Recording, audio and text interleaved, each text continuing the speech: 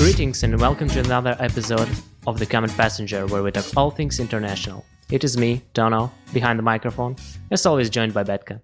Our guest from Brazil today is very special. There are only two things that our guest knows for sure. One is how to fight an adventure, and the other one is how to find a good party. Ladies and gents, allow me to introduce Vitor Rosa. Hola, Vitor. Hello, Tono. How are you doing, man? Oh, I'm doing good. Without further ado, why won't you tell us something about your Israel internship experiences? Was it hard to get onto an internship? It was a bit hard because in the beginning, I really would love to find an interview in Europe or in United States. You know, I'm from South America, and the dream of everyone who lives here, who doesn't know the word, is to first go to that countries, maybe Germany, United States, to see the technology, the development by itself. And of course, that it was my first options, but let's say that I find another place. It was not the first of my option, but Israel, I have to thank this place. It was amazing, but I couldn't say it was easy. It was difficult. Not just to find the opportunity, but to make it all real, cross the ocean, go to a completely different civilization, cultures, customs. And you can only say like the big part of it. It was very difficult. What was your reason for choosing Israel as a destination? I study control and automation engineering for a federal university here in Brazil, and I loved working with programming stuffs. So, to be honest, I was not like, oh my God, I need to go to Israel. So I was looking for technological stuffs which have something to do with programming, and Israel is, let's say, one of the most compatibility opportunities that I have is to work with machine learning, artificial intelligence, the stuffs. And the second thing is that my internship was in a state-owned company, so it has a lot of value for me. Understand this experience? I classified this experience. I know it would be nice. Was your job exciting? Yes, it was exciting. I really love what I do. I still work with this, and I can say that my first step was with the work I perform in Israel, and it's as a data science. Right now, I'm a data scientist, so it was exciting by the side that I was working with something that I like, with very good people in what they do. So it was like a lot of. I could have a lot of motivation to do what I did. But in the other side, I was not very good at that time. So I used it to work like 8 hours to the company, and I always felt that I didn't make a good job. So I went home and I keep studying to make something better than the next day. So it was exciting, but a lot of challenges involved in this job. But in the end of the day, I didn't cross the ocean to look for something easy, and I pretty much like it. What kind of people did you encounter in your job? Did they help you? Yes, man, they helped me a lot. I believe it's something really connected to the Jews culture. They are very, very receptive. I remember, just like it was yesterday, my first boss, his name was Netza Calamero, and like the super boss, it was Moshe. Man, they helped me a lot. They was very nice people. They just don't give a poop about the difference of cultures and customs. And the way I say in my English, you can see that's not perfect, but in that time it was not even close to be like this. So they have a lot of patience, and really, for all of jobs I have to this point of my life, I can't say that they were the best bosses, but for sure they were the most comprehensive. They were very nice.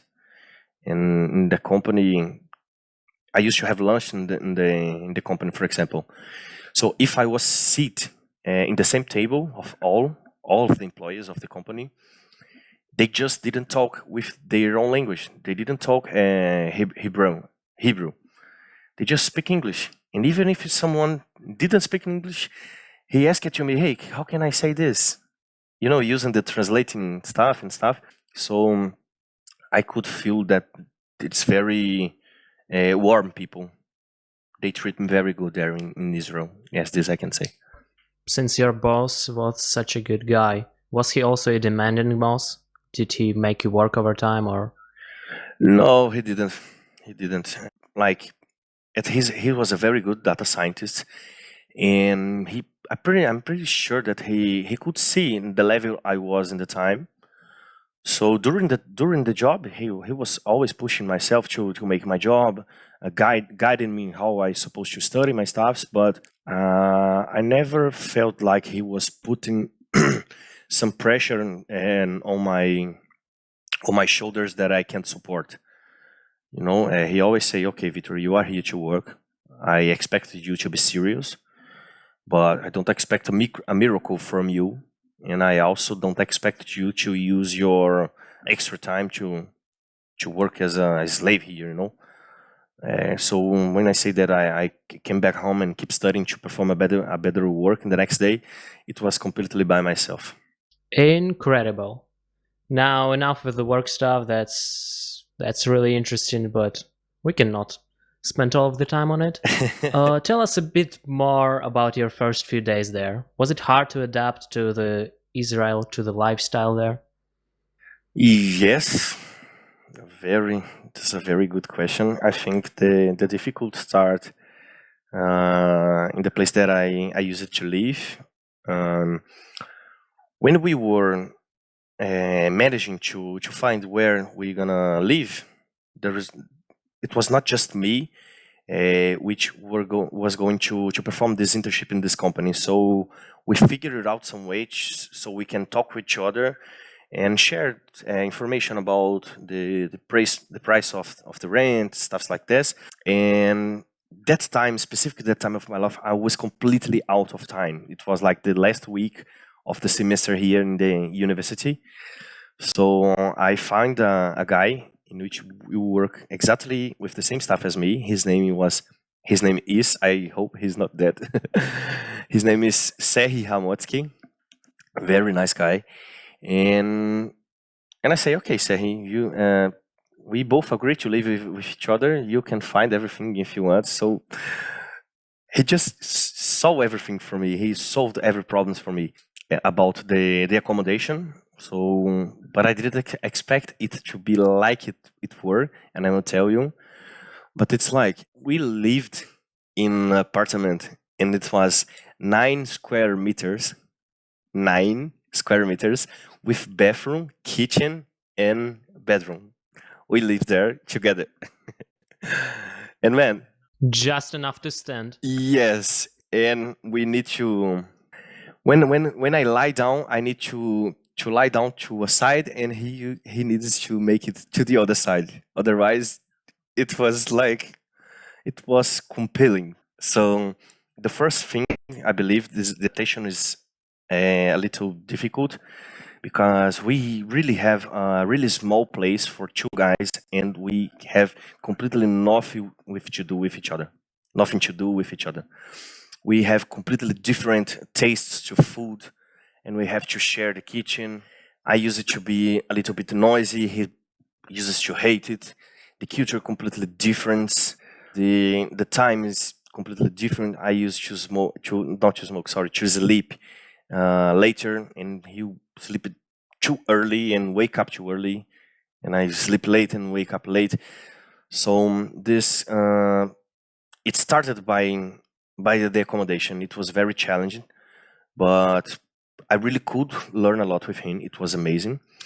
But back into Israel, about the country, it was difficult experience. First, because I have never left Brazil.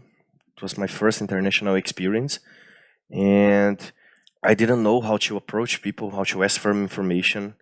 The difficult about buying food in the supermarket. Everything is written in Hebrew, and they don't even use the same alphabet as me. So it was completely crazy find what is milk cream, for example. I could never know the difference. And the services, I'm talking about like really little things.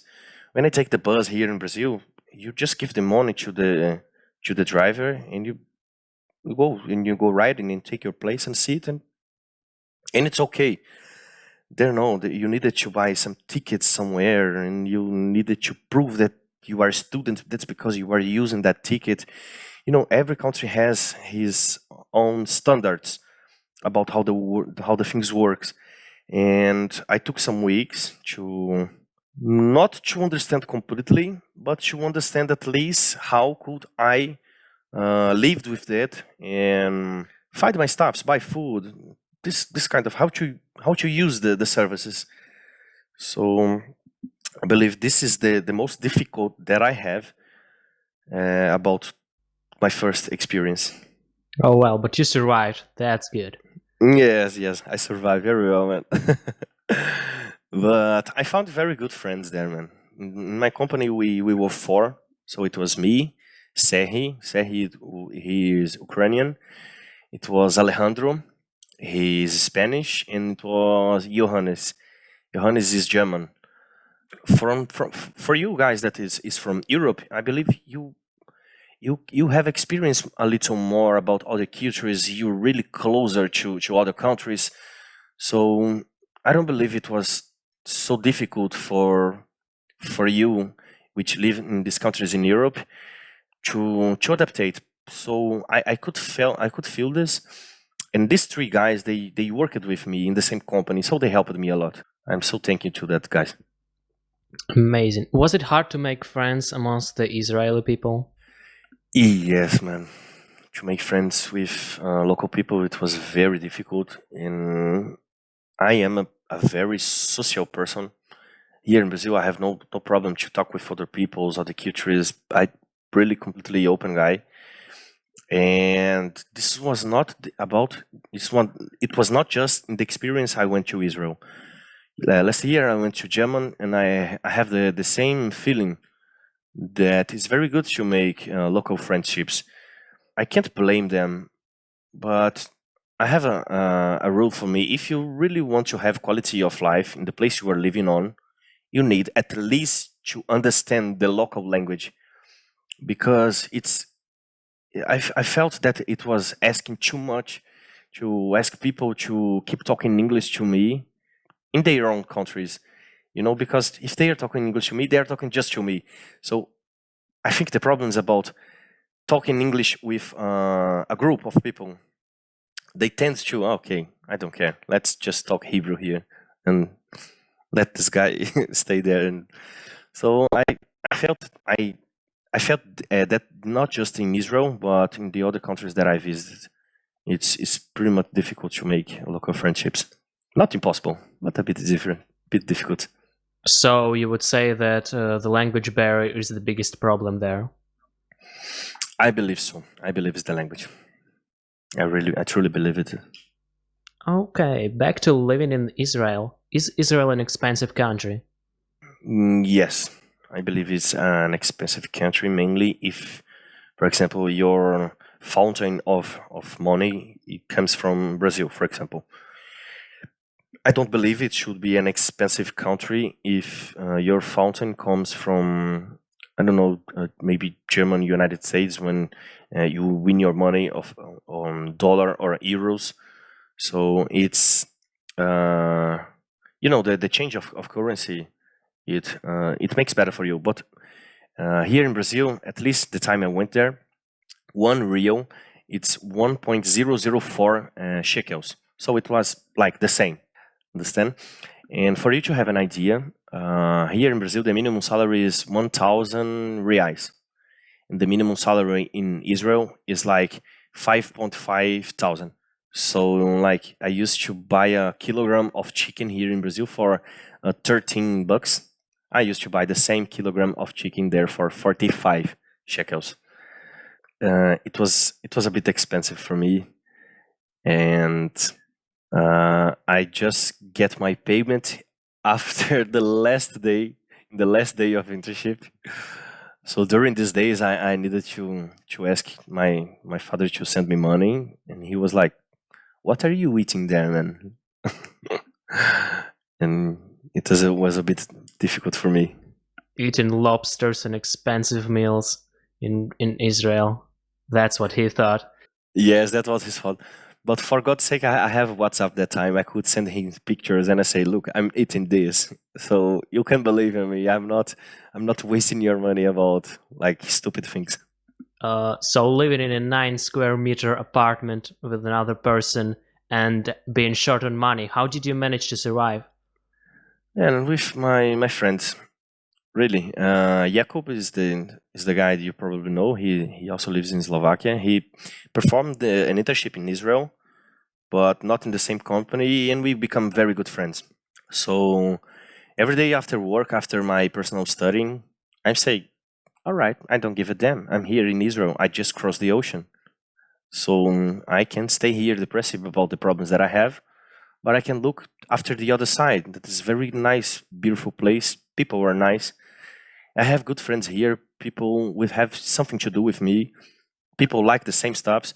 The friends that I made in the company and was performing an internship, not the same company, but in the same time I was there. They support me a lot. I believe it's the base of a lot of things, friendship. So that's how I could like avoid being a bit crazy there. Oh, amazing. Friendship is everything. Yes. And did you and your friends go on some adventures there? What places did you visit? We used to live in a city that is like district of the capital, Tel Aviv. The name was Petah Tikva, and it's very like a friendly neighborhood. So that in Israel, we went to Jerusalem. I consider that when we was going to Tel Aviv, it was a trip. So I will say Tel Aviv. I think the one of the most exciting, at least the one that I could see with my own with my own eyes, with really short, really from really close. I could see the culture, how the things work. Is where when went to Masada. The Masada is a desert, and there we can ride in the desert at the night, look at some shiny scorpions. We using the black light. We can ride some camels. We visited the Dead Sea. Oh my God, that's amazing. If you have never went there, you should go. That's really amazing, the Dead Sea. And that was very nice trip. I remember Masada, but I shouldn't say that's the best one. But for sure, the one that I most have fun is when we went to Haifa. It's another city from Israel, and most of interns which come from other parts of the world go to this city. Like 90% of the interns, they go to perform internships in Haifa University. The other 10% is distributed in Tel Aviv, Petah Tikva, or Jerusalem, but most of them, they go to Haifa, and we made a trip to there. It was like it was not even close to be. If we put everything happened in the paper, you're gonna say, "Oh, that was the shittiest trip of your life for sure." But you know, man, sometimes when you cross the ocean for the first time, you go from a completely different civilization. You just want to have some adventures and some crazy stories to tell. And I believe I got my story this in this trip. Everything went wrong, but everything was so funny. Is it worth it to go to Israel to see those places? It was nice, man. It was nice. Mm, I can say that visually it's completely other world, but I'm not that connected to make tourism, not terrorism, sorry, tourism, and and I also don't like to make terrorism. Oh my God, what I'm saying. But I don't like too much to visit stuffs and keep taking photos and putting them all on Instagram and make some stories and stuff. I'm not this kind of guy. I like to have fun in different places, to talk with different people. I'm more connected to people than to connect it to places and pictures, so I should say that I prefer to live the moment that to go to a museum, for example, and take thousands of pictures and say, oh my god, look where I am, look what I have been to. So that's a little difference. I'm more connected to people and experience than to places. So I don't know if I would have such a very good experience in another country. And I know if it had something to do with Israel, but the 2 months I stayed there, it was like amazing. One of the best experience of my life. Indeed, museums are boring. Tell me a bit more about how you partied there and had fun the proper way. Thank you, man. Thank you. I was expecting this question. I'm not saying that the museums are boring, but they're not so funny as the parties. Okay, I'm gonna tell you a story. Listen, we used to live not in Tel Aviv. Sorry, just Johannes lives in Tel Aviv, but we were like 6 or 7, and of the interns in which didn't work in Haifa. So in Haifa we have something like 35 interns, and we was 6 or 7, I don't remember, living out of Haifa. Like the manager of Iced Israel, she was Hila, I don't remember very well. She got the excellent idea to invite the people the interns which were not from Haifa to go to Haifa to meet with the other interns and to show the university. And she managed to find some place that we could sleep there, to feel how the stuff's working. She also give us some cards so we can enter the university and the dorms and stuffs. And okay, man, I think this story it's wrong from the start to the end. And I'm gonna tell you, the first thing happened. It's we scheduled to meet in a place. Okay, I think it was like 8 p.m. We stayed there, but when we would take the first train to reach the city, the train was like we were so late because we had to buy the tickets outstairs, and we couldn't use the machine very well because it hadn't the option to purchase the tickets in English. So we lost a lot of time, and the next train was just the next day. So if we lost, I don't know, that train in which was already stopped there, and the driver was screaming to us, come on in, come on in, come on in, but in a very different language. And we couldn't buy the tickets. So I say, okay, we're gonna go to Haifa. Let's just enter this bus, and then we figure out something. So it started this way. It started wrong. We all entered the train, and just after the train was working, was like very speedy, we say, hey, we didn't buy the tickets. So what are you doing here? I'm sorry, man. You keep saying something in Hebrew, and we truly believe that you were saying that we don't need the tickets because we are not from Israel. So what could he do? And he would stop the train and throw us away from the train. He couldn't do this. And when we say, hey, man, we have money. We do not make it from looking for the bad side of this, but how can we find a way to solve the situation? And in the end of the day, we just didn't pay for the trip. we were for free. All right, we arrived there in Haifa. It was very, very nice, but as we left there at 8 p.m., we arrived there like 10:30 p.m. and we went to a pub, and we find that girl. Her name is Hyla, and it was very, very working. We were in a pub, and I remember the first song I hear from this pub. It was a Brazilian song. I just couldn't believe it. I keep thinking with myself, come on, I just left my country. I traveled like 15,000 kilometers, and I couldn't avoid hear this, man. And I was crazy about this. I don't like this popular Brazilian songs. I was hearing that in Israel. I was crazy. But it's just a particular memory. So we went there in the pub. And I remember that we were in a table. I also have a picture of this, like 35 people in the same table. It was a very big table.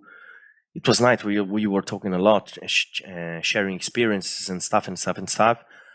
But after the third beer, we realized that we couldn't afford taking alcohol or drinking in that pub because it was like crazy expensive, really, really expensive. So I got an idea. Wait, we are here, and there is a alcohol store just after the road.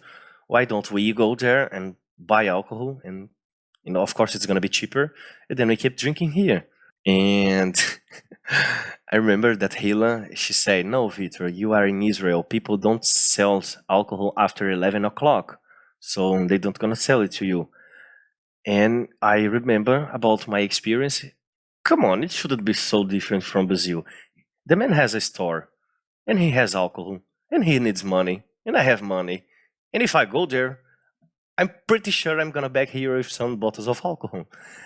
And she say, "No, you are in Israel. People here are correct." And I say, "Okay, so I will pay to see."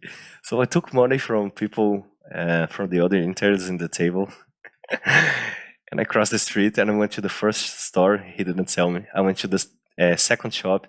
He didn't sell me. In the third shop, I managed to get like a bottle of vodka, another of whiskey, and a couple of beers. And I back to the table and I say, "Hey guys, I'm not saying that I just bought this alcohol from that store because the guy just asked me, Pito, don't tell you buy it here, okay? It's our secret." And okay. So I back to the table with the alcohol, and very young people with living very unique experience. I think we have a bigger reason to look for fun, and people are so excited and animated. So we were drinking a little bit, a lot. So we keep drinking, and I think everything went down the drain.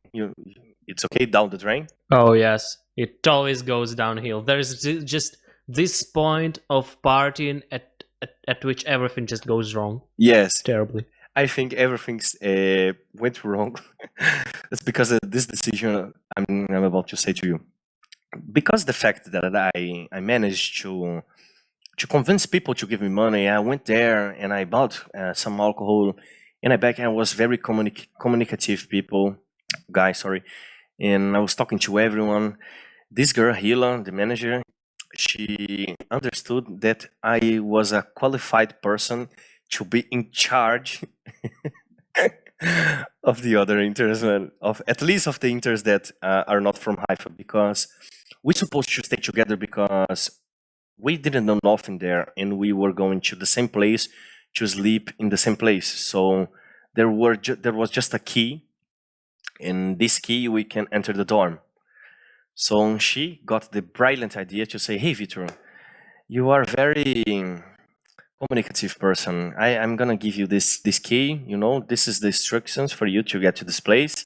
This is the instructions for you to get into the house, and you should do this, and this. And see you tomorrow. All right? I'm leaving." So she put me in charge, and that when everything went wrong. But okay, I was with the key, and we keep drinking in the pub. We drink a lot, all right. And the pub, I remember that it closes about 2 a.m. and we were the last people to stand there, and we decided, okay, let's go home. And we supposed to live in the same dorm in which people, the interns from Haifa, was sleeping. It was in Haifa University dorms. Okay, so we took the bus, and from that moment it was nice because we were going home with people in which already know that way. So we was in the bus, and it was taking too long. It was like 20 minutes we were in the bus, and we never reached there. And there is like some Israeli guys, that he was a little bit drunk as well in the bus and talking with each other, and they are very loudly. And if I remember, there was some girls as well. They are with it was like 6 people, and me and Jakub, we pretty much like adventurers. We stand up and went to these people and we start talking. Hey man, I'm from Brazil, and people used to love Brazilians. And we keep talking and talking and talking and talking, and they invite us to leave the bus and go with them to another party. It was not really another party. They were going to drink in a park or something like this. It was a little private because you can't drink in the streets in Israel after 10 or 11. So it was something a little bit private, and we looked to each other. Hey man, we don't have Israeli friends. And Jakub said to me, "Okay, Vitor, but you are in charge." I say, Jakub, I don't want to be in charge. I want to make Israeli friends. And he keeps saying, "All right, but how about the key?" I say, "I have the key. I just give it to Sergey." And he say, "All right, but where do we gonna sleep?" So we're gonna sleep there, but okay, but how do we gonna find the place if we are leaving the bus? Man, this things to think about it later. All right, just let's make Sergey understand that he needs to be with his cell phone on, and when we need to go back, we just call him. It's gonna be fine, man. Nothing to worry. Yeah, it's like you are in another country. You are in the city that you had never have been to. You don't even know if you can reach that place after some time, because the buses, they stopped walking on the street after 3, and it was like 2.5. But in our head, it was completely fine, man. Nothing to be wrong. Nothing to be wrong. All right. So I remember this part perfectly. I went to Sergey and I say, "Hey Sergey, we're living with that guys. We made some friendship and we are going to take some alcohol with them." So I remember, like, when you are in a party and you say some bad words, and like the sound just moved and the people stopped talking at this time. It happened in the bus. So every single of the interns say, "Are you leaving? You're leaving? You're in charge. You're leaving? You're leaving?" So they keep making impression for me to don't leave. And I say, "All right, guys, this is the key. When you arrive there, just send me the location and it's going to be fine." And we left the bus. We went with these people. We went to some good parties. Not good party. It was really empty. It was like me, Jakub, and 6 more people. And we drinking like in a private park. I don't know. I don't even know if it was the house of someone, the home of someone, or just like a secret place. I don't know. I was a bit drunk. I was a bit drunk before of this. After this, I was completely drunk. And we finished to drink with these people. It was like 5:30 a.m. And we went to the same place. And then we say goodbye, blah, blah, blah. And then we went to the same place that we left the bus. And we wait there for 30, 40 minutes. And nothing happened. Not a single bus, not a single train. Nothing is passing through there. And my cell phone is like 5% battery. So if I didn't have my cell phone, I couldn't reach that place. So me and Jacob, we look at each other and say, "Man, we gotta do something here. Otherwise, we're gonna be here forever. We're gonna be beggars in Israel." So okay, Vitor, but what is we supposed to do? I don't know. Let's stop the first car that was passing here and ask for help. And we did this, man. And for lucky, it was a taxi. A taxi driver was driving his taxi with 3 young boys with the back seat. They were backing from another party, so they were also drunk.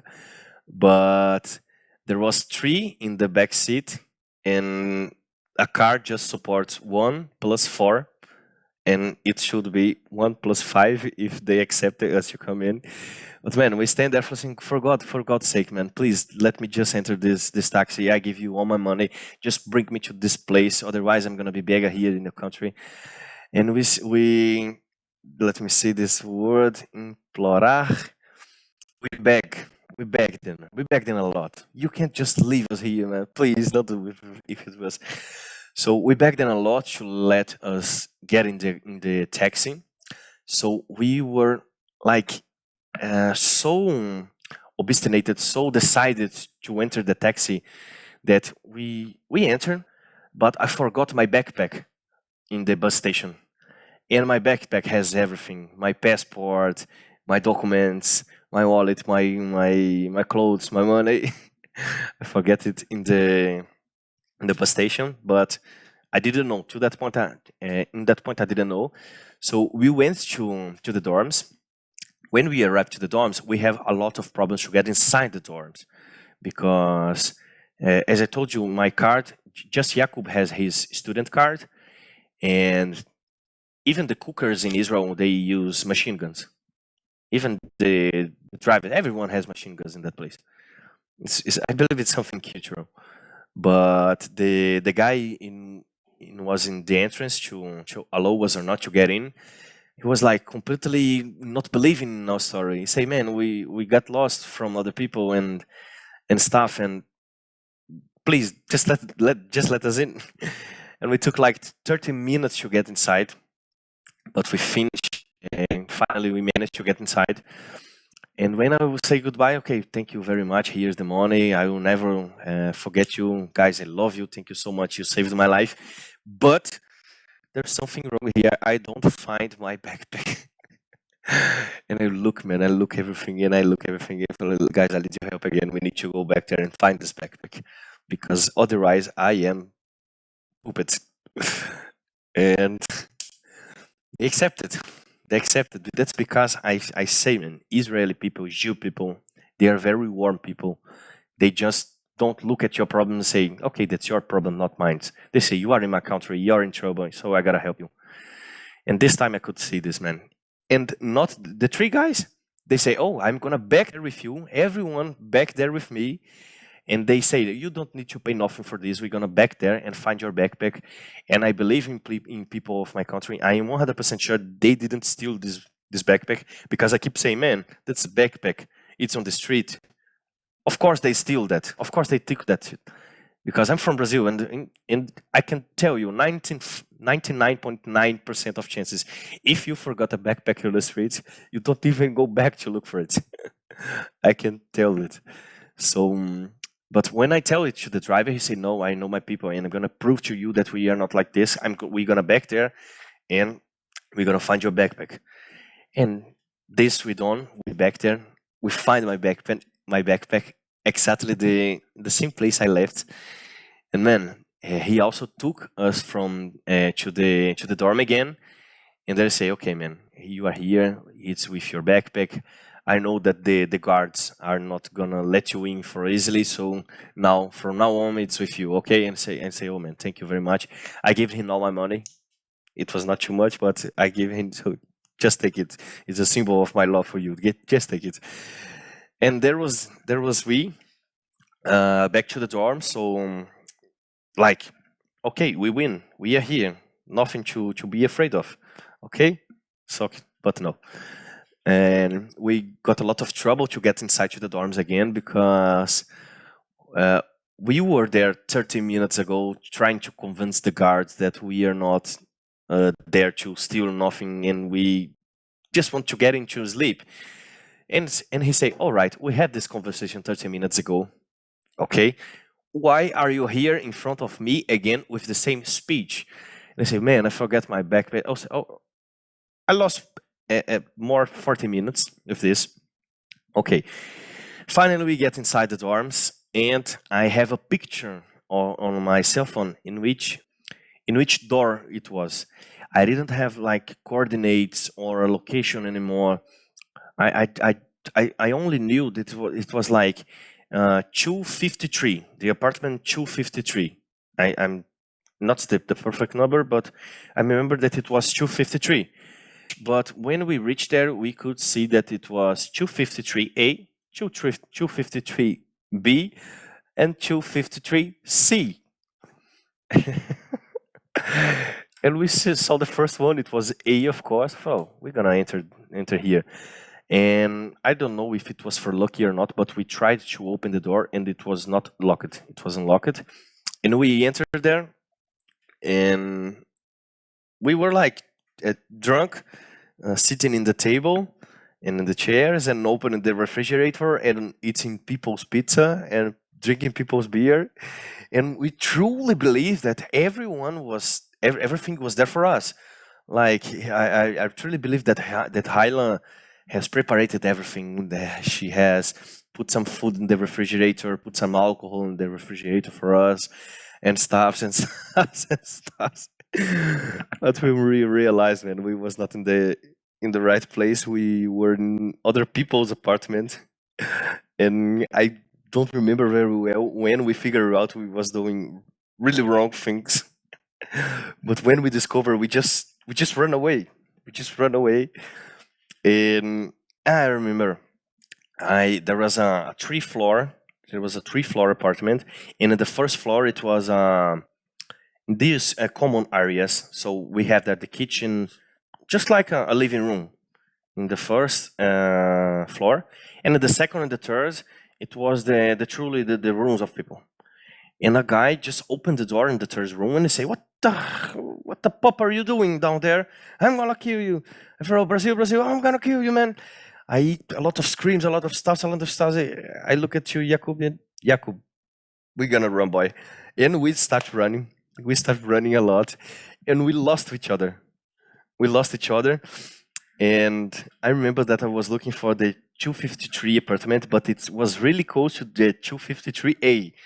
The 253B and C, it was really close for that, and we really don't wanted to back there, because man, to enter here, we saw a lot of machine guns. Imagine what these people are going to do with us if they discover that we was stealing food or drinking their alcohol. We are not doing that for like if you wanted to do this. We just didn't know, man, but we did, and it was very hard to explain. So we just run away. And I was looking for the apartment, and I didn't see, but I didn't realize, but I didn't see Jakub for the last 20 minutes, and I thought, oh, he also supposed to look for a way for me to get this apartment, and there was also two apartments, and we didn't know which one to enter in. When I received the call from Jakub, "Hey Vitor, I'm in the forest," and I say, "What forest, man? We are in the dorms." I say, "Man, I just crossed a high security door. When I try to go back, I can't, man. I can't. It was like that rotation doors, and it just rotates you aside. And that idiot, man, I just wanted to cry that time, man. I was looking after him in the other place, in the other side of the door, and he was really in the forest. He was crying, saying, "Man, I want to see my family." Really, I just want to sleep. I steal alcohol from mistake. I crossed this door from mistake. I just want to sleep, man. This was a bad decision to left that bus. And I say, "Jakub, okay, we think about the causes later, and let's think about the solution. All right? Okay, the first option is you to walk a lot and try to find the entrance of the dorms, and you gotta find that guards again. And I have 100% sure they're gonna or shoot you or just don't let you in. But I'm pretty sure that's not the best option. So you're gonna have to jump it." And Jakub say, "Hey Vitor, but there is a camera here. There's a camera here. There's a camera." But man, the camera just works if people are looking to it right now.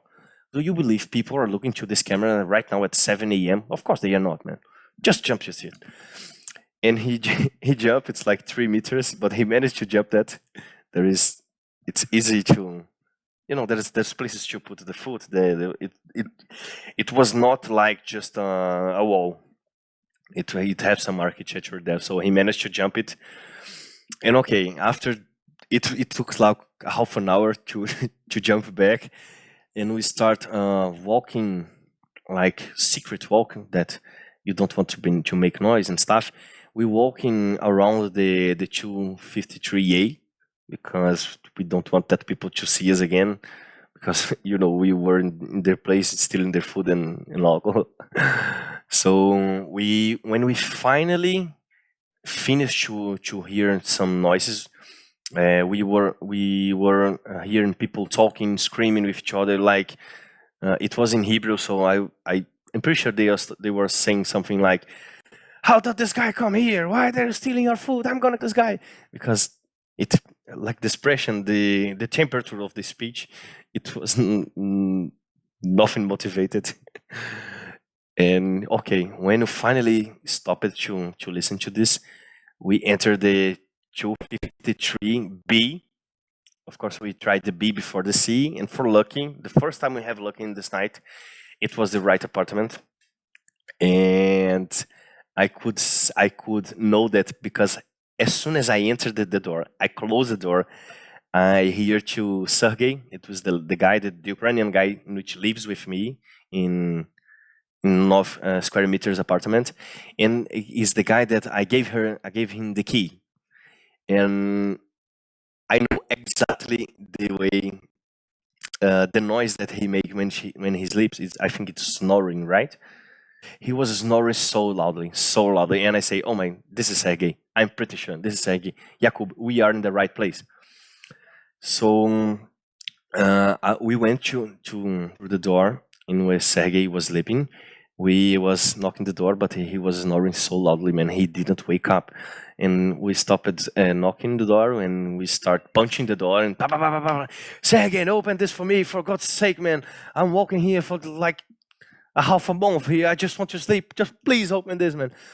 And we start making a lot of noise because in our head, like, we have overcome all the problems. There's no other problem that can come to this point.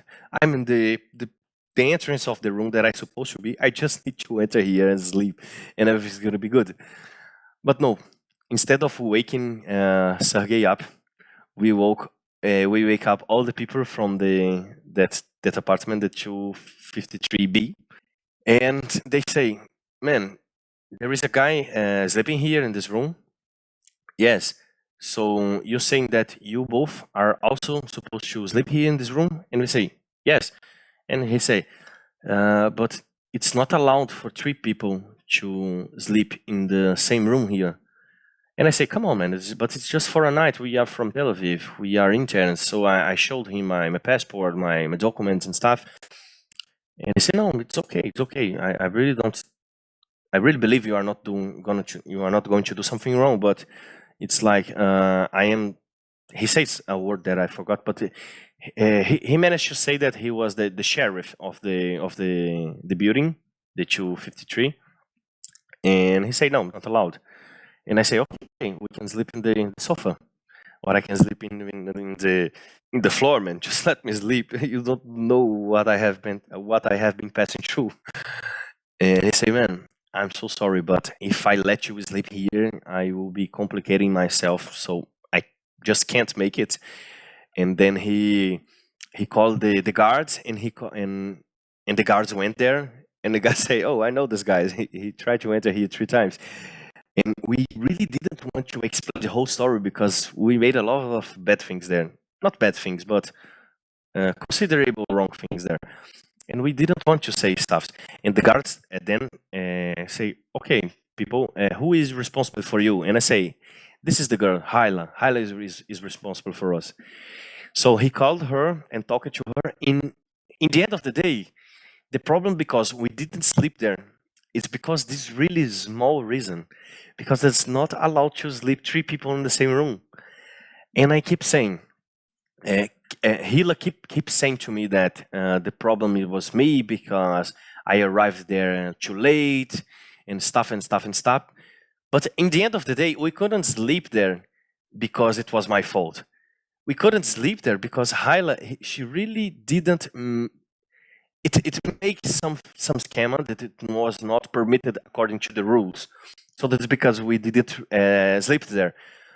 But we could say, okay, that's not my fault. It's not what we talk with each other, Hyla. So I need some place to sleep. We could make something there like this. We were students. But we look to each other, me and Jakub, and say, Jakub, give me a minute. And we walk a little and say, man, can you imagine how many shits we have done to this point? I really believe this is a cheap price to pay. Let's just take a bus and back to Tel Aviv, and then we sleep and stuff. Because really, man, I didn't even want to sleep here anymore. This city, this didn't work for us. And then we take the bus, man. It was like 10 a.m. of the morning. It's not like if you tell this whole story to someone and say, look, this amazing story I just lived. Everything went wrong, but everything went wrong so naturally. And that time it really sounds like an adventure for us. We don't see this trip as we make like a bad trip in which things just didn't work. We consider it's like a very good adventure. So yes, if I don't miss anything, this is the story about Haifa trip.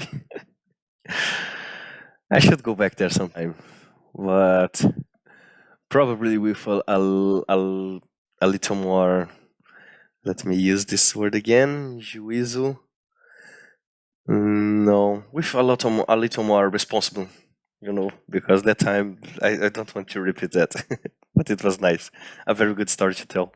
Oh my god, what a story. Yes, it's very large. It took a long time from the beginning to the end. Wow. But that's it. Well, what a ride that really was. Thank you once again for telling us these stories. Oh, it's always a pleasure to tell the story, man. I hope I could correspond to the expectations of the story. Oh, wow. I felt it. I felt it in my heart. Thank you, man. Thank you. That's all we've got for you today. My name is Ton, and together with Betka, we will see you in the next one. Stay safe and don't repeat Vito's mistakes. Okay, I will try, man. But you can even control yourself, but there is always that 1%. There is the devil saying your height here, then say, okay, Vitor, just do it. Forget the consequences. And I believe it's what makes us alive. It's good.